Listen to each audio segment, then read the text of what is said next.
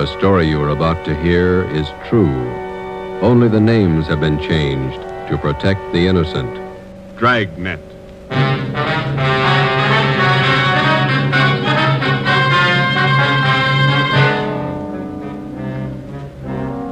You're a detective sergeant. You're assigned to Bunko Fugitive Detail. You receive information an escaped criminal is hiding out in your city. He's dangerous. He may be armed. Your job, get him.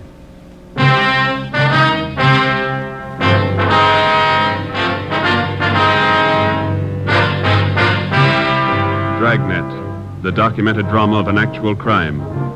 For the next 30 minutes, in cooperation with the Los Angeles Police Department, you will travel step by step on the side of the law through an actual case from official police files. From beginning to end, from crime to punishment, Dragnet is the story of your police force in action. It was Thursday, April 27th. It was warm in Los Angeles. We were working a night watch out of Bunko Fugitive Detail. My partner is Ben Romero. The boss is Blaine Steed, captain of Bunko Fugitive. My name's Friday. I was on the way back from communications, and it was 6:45 p.m. when I got to room 38, the squad room. Hi. How are you? How about some dinner? Well, we got one to check out first. Here's the teletype. Skipper just brought it in. Thanks.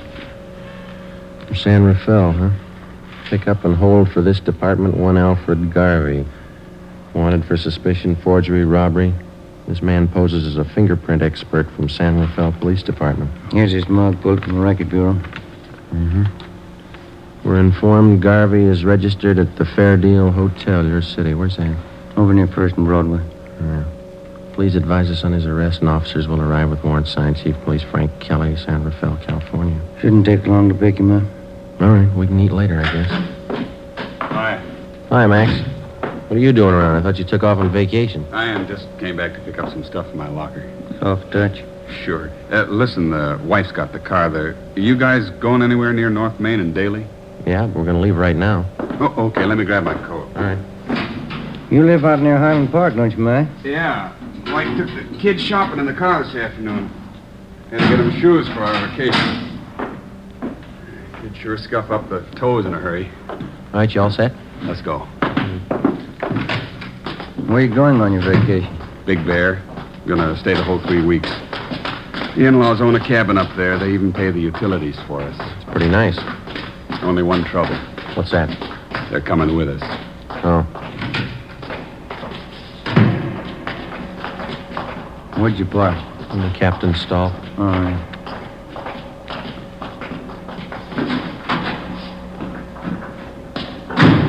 All right, in the back. Okay.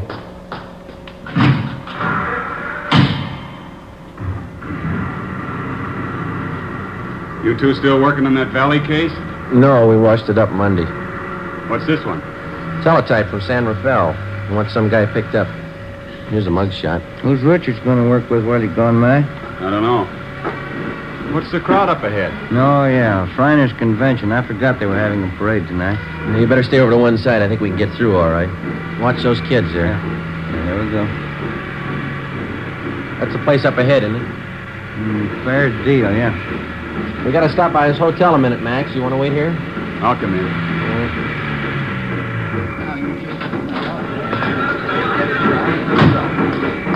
It's a big turnout for the parade, huh? Yeah, it's a big crowd. Fair Deal Hotel. Look at those rates. 35 cents a day, $2 a week.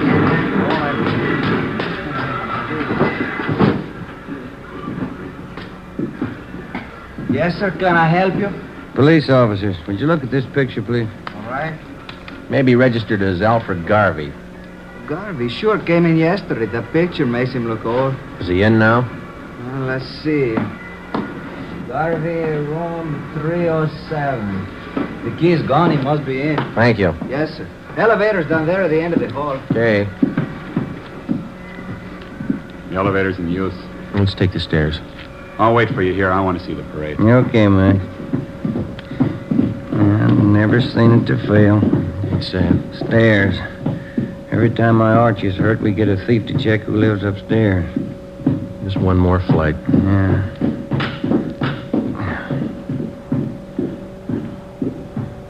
303. 45307. Door's open. Let's have a look. Come on. It's empty. Nothing in the closet. Yeah, pretty fast checkout. It came from downstairs. The lobby. Come on. Yep. Come on, hurry up. Hey, stop him! Stop that guy, police! The police! It's Maxwell. Max, are you all right? Went out the door, blue suit. It was Garvey. He shot your friend. Call an ambulance. He ran out the door. He shot your friend. Come on, Ben, call that ambulance, will you?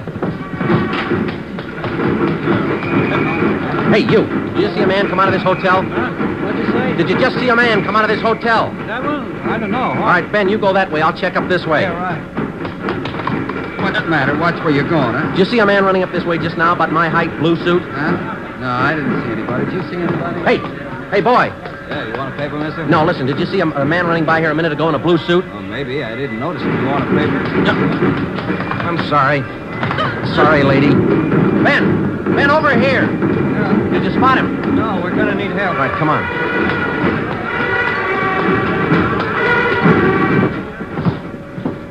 I called the ambulance. You better help your friend. He's bleeding. I don't know what to do. Ben, get a hold of communications. Get some help out here. Right. The guy came down in the elevator. It was Garvey. Your friend tried to stop him. Garvey shot him right in the face. All right, stop yelling, He was huh? terrible. Now, look, he's bleeding. You better do something. Will you shut up? Max, how is it? Chest hurts.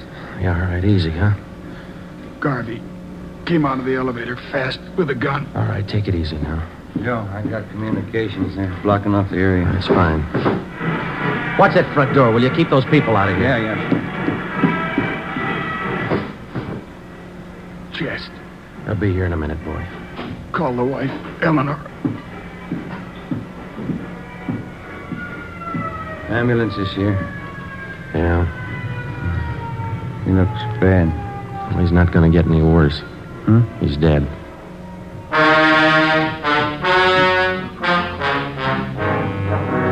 The name on the personnel report said John Warren Maxwell, Sergeant, Los Angeles Police Department, badge number 10377.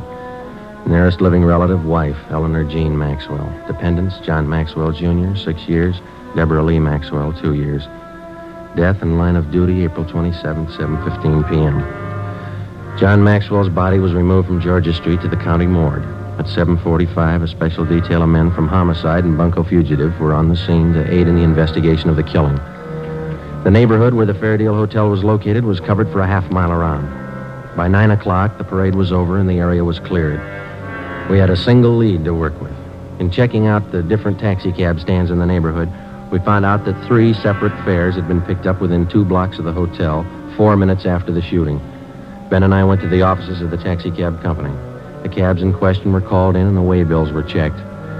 The times of the 3 different trips were listed, and so was the address of each destination. We copied down the addresses and then interviewed the drivers. We're going to give each one of you half a dozen pictures. Like to see if you can identify any of them as passengers you picked up tonight near the Fairdale Hotel. All right, here you go. There you are. 4, 5, 6. Check them carefully, please. Here are yours right here. Take a good look at each one of them. huh? Okay, thanks. Now, fellas, take your time. Look them all over real good before you make up your mind. Yeah, here's the one, Sergeant. No mistake. Let me see. Where'd you pick up this man? About a block from the hotel. I drove him to a place on 14th Street. Same address on the waybill. Ben? Yeah? Alfred Garvey. Ben and I, along with Ricketts and Chandler from Homicide, drove out to the 14th Street address, another small transient hotel. The clerk on duty identified Garvey from his mugshot.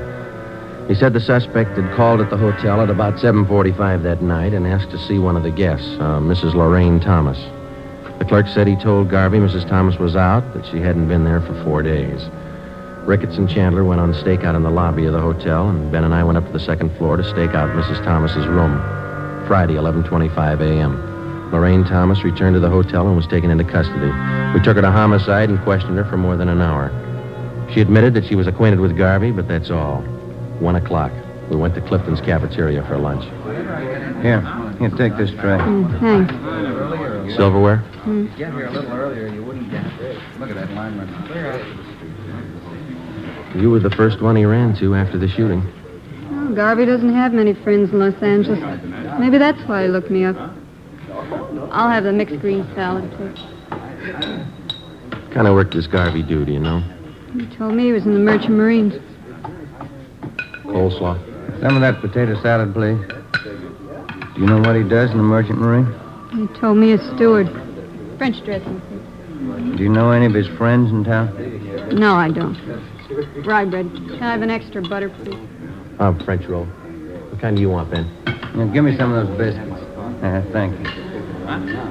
Does Garvey usually stay at the Fair Deal Hotel when he's in town? I don't know.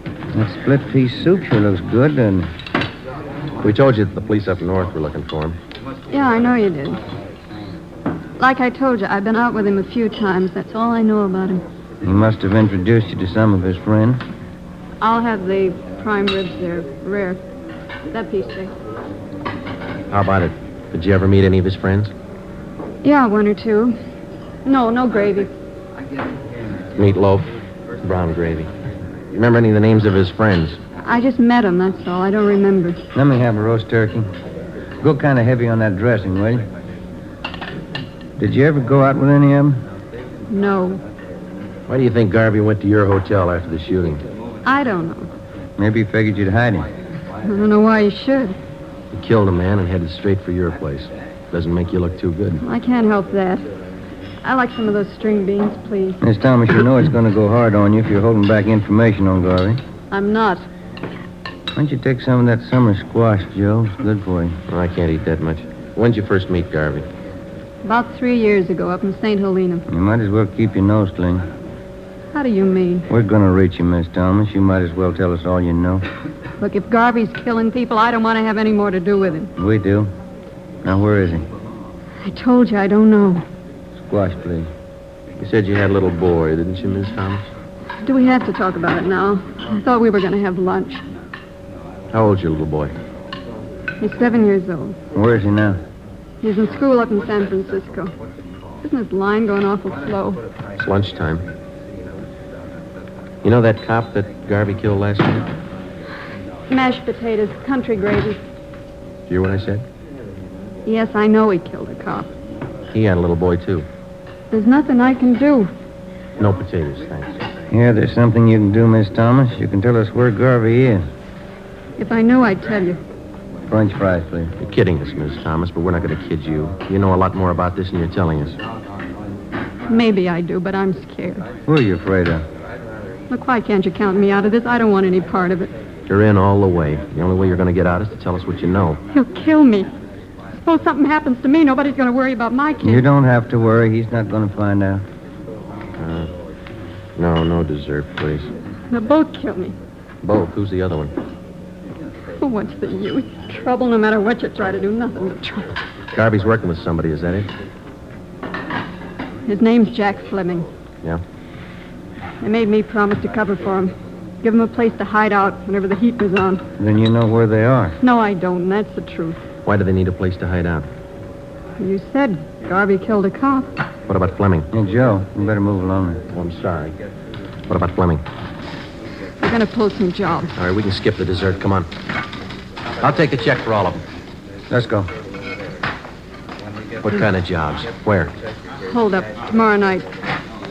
Three Kings Liquor Store out in Wilshire.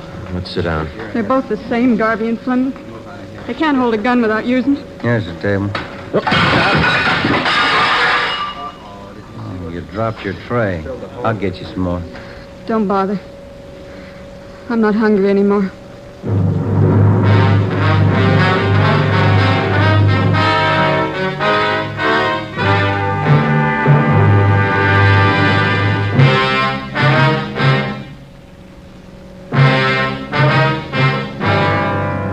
Saturday, April 29th. Last rites were held for Sergeant John Maxwell, and he was buried at Holy Cross Cemetery. A guard of honor from the police department was present, along with most of the men Maxwell had worked with in Bunko Fugitive Detail. The chief of detectives delivered a short eulogy, and then one of the men from the department band sounded taps over the grave. We got back to the office at noon, checked in at the record bureau. The photocopy room had taken negatives of Garvey's and Fleming's coming out mugs and made duplicates that were distributed to all officers. The stakeouts continued at the Fair Deal and the 14th Street Hotel where Lorraine Thomas was staying. She was put under protective custody. Ben and I, Ricketts and Chandler, went on stakeout at the Three Kings Liquor Store on Wilshire Boulevard. It was a large, modern place, and it did a volume business, especially on Saturday night. Ricketts and Chandler covered the store from the outside. Ben and I were stationed in the supply room at the rear of the place, where we had the main counter and most of the store in full view. We set up a prearranged signal with the clerk on duty, and if and when Garvey and Fleming showed up, the clerk was to accidentally knock an empty bottle off the counter. We waited until midnight. Nothing happened. It's the first customer in half an hour. It's kind of slow. Yeah. Wait a minute. Here comes another one. No sale. It's a woman.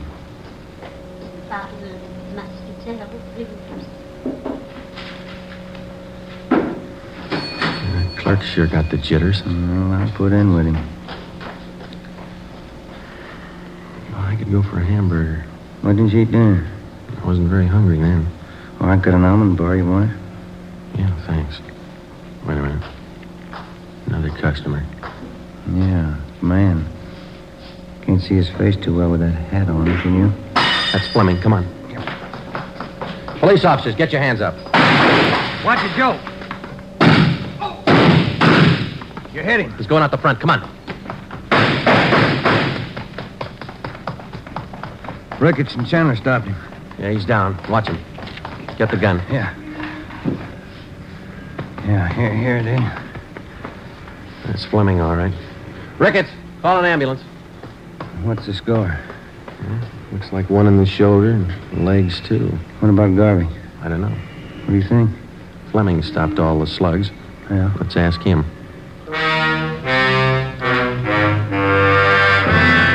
The wounded suspect was treated at Georgia Street Receiving Hospital and then booked into the prison ward at the General Hospital. At 11 a.m. the next day, we questioned him, but he refused to admit that he even knew Alfred Garvey. We re-questioned Fleming for the next 3 days with no results. The stakeouts continued. The search went on. There was no response to our APB. Garvey was still at large. As far as we were concerned, there was only one way to get directly to Garvey, and that was through Fleming. We called on Lorraine Thomas again and asked her that if she'd try to get some information on Fleming, try to get him to talk and to tell her where Garvey was. I'm not even sure if he knows where Garvey's hiding. You must have a good idea. Even if he has, he's not going to tell me. He wouldn't trust me that far. He'll go further with you than he will with us. He won't even give us his name. I'm afraid it's up to you, Miss Thomas. Why can't you let me out of this? Hey, look, figure it this way. You knew about Fleming and Garvey. You knew they were in town. You knew what they were up to. You didn't break your back to save that dead cop's life. Garvey shot him. I didn't. You knew he was a killer. You knew he had a gun. What do you want me to do? Get close to Fleming. Visit him every day till he talks. But he doesn't trust me, I told you. Then get him to trust you, will you? Do favors for him. He wants to contact friends to raise money for a lawyer. Help him do that. Run errands. Do anything for him within reason. Suppose he finds out about the holdup. That I told you about it. He's got a long stretch ahead of him. He won't bother you. They'll kill me if they find out. They wouldn't wait a minute. They won't find out. All right. Won't be my fault. Al did the shooting. He killed the cop. Let him square it up. He'll square it with the court. There's only one trouble. Yeah? Maxwell's wife and kids. How does Al square it with them? On the morning of May 8th, suspect Jack Fleming was removed from his private room and wheeled down to the X-ray lab on the pretext of treatment. While he was absent, a dictaphone was placed in his room by a sound crew from the crime lab. Fleming was then returned. That afternoon, while Ben and I listened in on earphones in the next room, Lorraine Thomas paid her first visit to Fleming. We had briefed her on how to proceed in getting the suspect to talk, in particular, to reveal Garvey's hideout. It was a slow process. For the next 15 days, between the hours of 2 and 4 in the afternoon, Mrs. Thomas visited Fleming while Ben and I monitored their conversation in the adjoining room. For 15 days, despite all her shows of confidence, Fleming refused to confide. He was sullen and close-mouthed. Some afternoons, he would hardly speak to her. On the 16th day, his mood seemed to be improving. Here. Let me fix that pillow for you, Jack. There. Is that better? Yeah. That's good. Thanks. I got in touch with Dave and Johnny like you asked me to. Huh? What'd they say? Well, they said they could get you the money for the lawyer the day after tomorrow. And Dave said he might be over to see you tonight. That's fine. Once I get a lawyer, I'll stop worrying. I stopped by Danelli's place, too. Pop Royce wasn't there. I'm going back tomorrow to see him. He ought to be able to help. You've been okay, Larry. I won't forget it. Oh, that's what friends are for. Gee, I'm sure sorry you had to get it this way. Forget it. I can give it back where it came from. Say, I brought you some new magazines, a couple of candy bars. Swell. Put them over here near the bed, will you? Yeah, sure. Let me get them for you. There, Jack. See, I'll put them right here on this table. I'll bring you some more tomorrow. That's fine. You're going to try and see Pop Royce again tomorrow? Yeah, they told me he'd be in around noon for sure. If I don't see him then, I'll keep trying till I do. Yeah, that's it. Oh, listen. There's something else. Sure, Jack. Come here. I don't want to talk loud. The cops might have bunked this room. Yeah. Sorry. A little closer. Okay. Tonight, I want you to go to George's joint, the Blue Moon, down on South Flower. Yeah? And ask for George at the bar. He's usually around from 11 on. Uh-huh. Tell George you've seen me. He'll know it. Then tell him to take you to Al.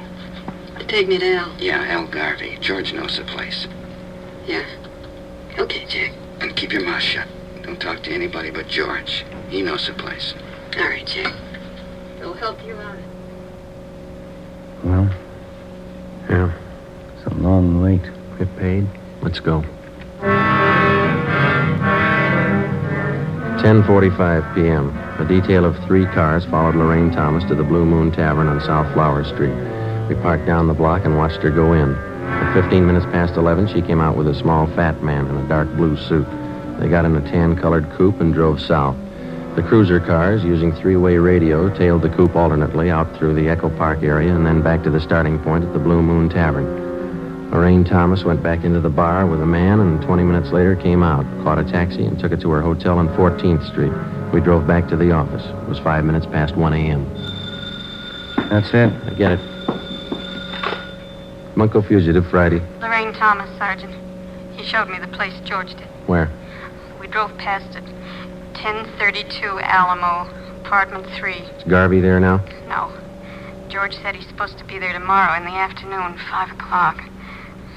George said I'll have to go alone. Are they watching the place? I think so. Garvey's staying with another man. They got guns. You know where Garvey is now? George wouldn't tell me. We can't afford to tip our hand. How do we know Garvey will be there at 5 o'clock tomorrow? That's just it. We don't. May 9th, 3 p.m. An immediate stakeout was placed at the suspected hideout. A detail of 20 plainclothesmen began filtering into the neighborhood in the vicinity of 1032 Alamo Street. The 3-story apartment house at that address was checked thoroughly and then covered on all sides. Apartment 3 on the first floor was checked out, too. It was registered to a Thomas King, whom the manager identified as Alfred Garvey from his mugshot. To avoid pedestrian casualties, we toured the immediate vicinity between 3 and 4:30 that afternoon, advising residents and storekeepers to clear the street and stay inside. At 4:35 p.m., the men in the detail took up their assigned positions. We waited. Hold that light, will you, Jim? Yeah. Thanks. Awful lot of trouble for that punk Garvey. Be more trouble if he doesn't show. No such luck. Tan coupe coming down the street behind us. Same one we tailed last night. A girl driving. There's 2 guys with her.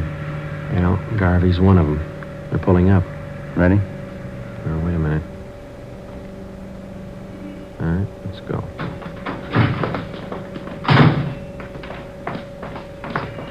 Police officers, hold it right there. Al, cops! Don't get down. They're behind the car. Throw him in, Garvey. You haven't got a chance. Al, break for the house! All right, hold it, Ben. That's it. Both of them. Come on.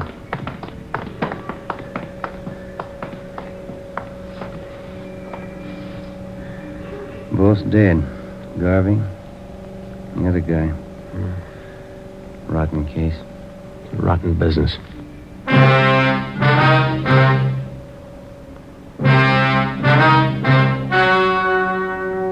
The The story you have just heard was true.